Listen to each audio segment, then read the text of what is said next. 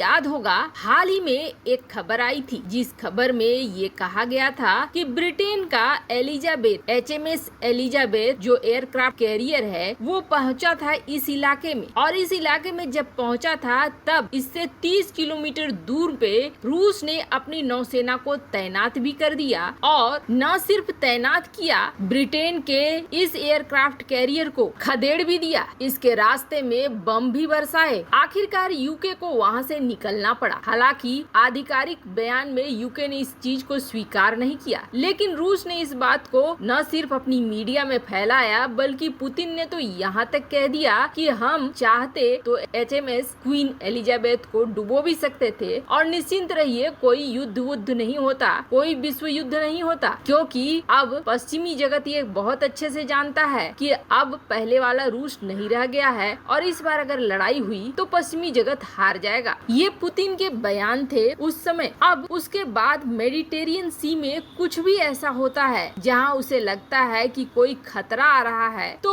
Active हो जाता है रूस। अब मेडिटेरियन सी में 2-3 जगह हैं जो बेहद खास है और एक दूसरे से इतना ज्यादा संबंधित है कि आने वाले बड़े युद्ध का जन्म भी यहीं से होगा, और टेक्नोलॉजी के मामले में जो माहिर हैं वो आपस में भिड़ रहे हैं। ऐसे जिन्होंने दुनिया को नई नई टेक्नोलॉजी दी है, ऐसी आश्चर्यजनक टेक्नोलॉजी दी है जिसका कोई जोड़ नहीं रहा है। ये पहला पॉइंट है इजराइल, दूसरा पॉइंट है सीरिया, और यहाँ से दूर निकल जाइए, यहाँ पे है रूस। ये 3 मेजर पॉइंट्स बन रहे हैं। ये भूमध्य सागर रूस के लिए बेहद महत्वपूर्ण है। क्रीमिया के आसपास का जितना पानी है, रूस इसे कहता है कि ये उसके क्षेत्र में आता है, और इस जगह के लिए रूस जितना संवेदनशील है उतना खास तौर पर किसी और के लिए नहीं। इजराइल में ये एक जगह है जिसे कहते हैं माउंट मेरोन, बिल्कुल इजराइल के कॉर्नर में लेबनान से लगता हुआ।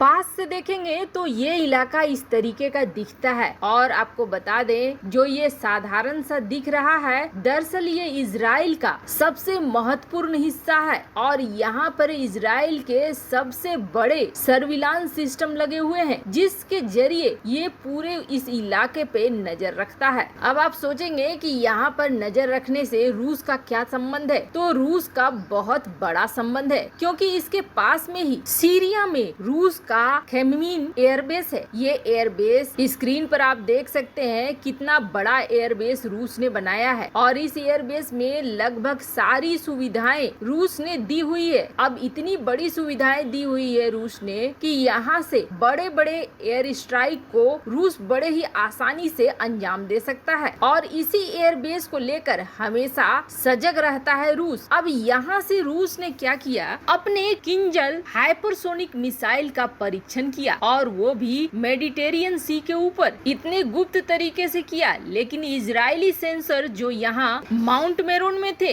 इन्होंने इसको ट्रैक करना शुरू कर दिया और इन्हें रूस का ये डेटा मिलता चला गया। आपको बता दें रूस का किंजल जो है ये एक हाइपरसोनिक मिसाइल है, न्यूक्लियर कैपेबल है, और 10 में की स्पीड से ये वार कर सकता है। रूस के खेमेमीम एयरबेस से एक MiG-30K एयरक्राफ्ट उड़ता है, और उसके बाद भूमध्य सागर में इसका परीक्षण किया जाता है। हालांकि जितने डेटा रूस के पास है वो सारे डेटा इजराइल के पास भी पहुंच गए, क्योंकि यहाँ पर माउंट मेरोन से इन्होंने सारी चीजों को रिकॉर्ड किया, सारी चीजों को पाया। भूमध्य सागर में धीरे धीरे रूस अपनी शक्ति को बढ़ाना चाहता है, और सीरिया में तो हालात ऐसे हैं कि सीरिया अब लगभग रूस का हो चुका है। सीरिया की आम जनता भी अब रूस के ही प्रभुत्व को स्वीकार भी करने लगी है। पर यहाँ पर इजराइल का हमला लगातार होता है। इजराइल हमला करता है ईरान समर्थित मिलिशिया के ऊपर, और रूस हमला करता है ISIS के ऊपर। पर पिछले दिनों जब इजराइल ने सीरिया पर हमला किया तो ये हमला रूसी सैन्य बेस के पास किया गया, जो सीधी चुनौती थी रूस को। आपको बता दें वैसे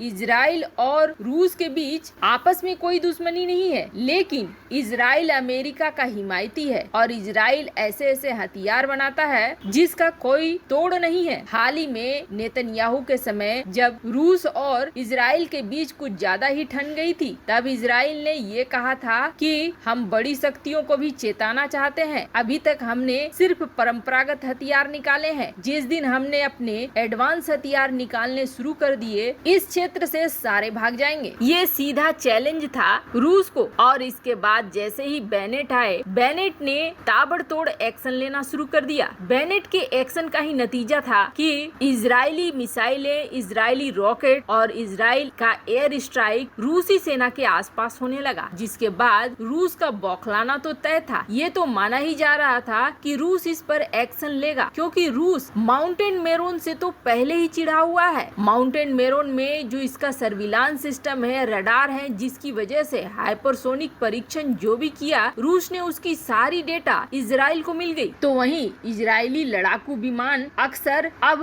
रूस के इलाके में भी करने लगे हैं एयर स्ट्राइक, जिसके बाद रूस ने अपने बक एयर डिफेंस सिस्टम को लगा दिया है, जिसके बाद जो भी लड़ाकू विमान आ रहे हैं इजराइल के, उनके मिसाइलों को मारकर गिराया जा रहा है। यहाँ तक कि इजराइल को अब रूस की तरफ से वार्निंग भी चली गई है कि आपने अगर यहाँ पर हमारे सैनिकों को निशाना बनाया तो अब लड़ाकू विमानों की बारी होगी, जिसे हम बर्बाद करेंगे। इजराइल का कहना है कि हम ईरान समर्थित मिलिशिया का सफाया कर रहे हैं और आप हमारे बीच में मत आओ। वैसे इजराइल लगातार F-16 विमानों को भेज रहा है और ये गाइडेड मिसाइलें दाग रहे हैं, जिसके जवाब में रूस भी अपने मिसाइल डिफेंस सिस्टम का इस्तेमाल कर रहा है। लेकिन एक्सपर्ट ये कहते हैं कि जल्द ही इजराइल और रूस के बीच अगर सुलह नहीं होती है तो यहाँ एक जंग रखा हुआ है। वैसे इजराइल और रूस के बीच अगर जंग होती है तो ये जंग बेहद भयानक होने वाला है। दोनों ही टेक्नोलॉजी से लैस हैं और दोनों ही अपने क्षेत्र में बहुत ही अच्छे खिलाड़ी माने जाते हैं। हालांकि साइज में इजराइल रूस की तुलना में कहीं नहीं टिकता है, लेकिन टेक्नोलॉजी और हथियारों के मामले में रूस से कई गुना ज्यादा आगे है। इसलिए नेतन्याहू की बात सही भी हो सकती है कि अभी तक उन्होंने अपने एडवांस हथियार नहीं निकाले हैं। जिस दिन उन्होंने एडवांस हथियार निकालने शुरू कर दिए, उस दिन दुनिया और भी चौंक जाएगी। वैसे आपको क्या लगता है, अगर इजराइल और रूस के बीच युद्ध होता है तो कौन जीतेगा? कमेंट कर अपनी राय जरूर बताएं। जल्द मिलते हैं अगले वीडियो में नई खबर के साथ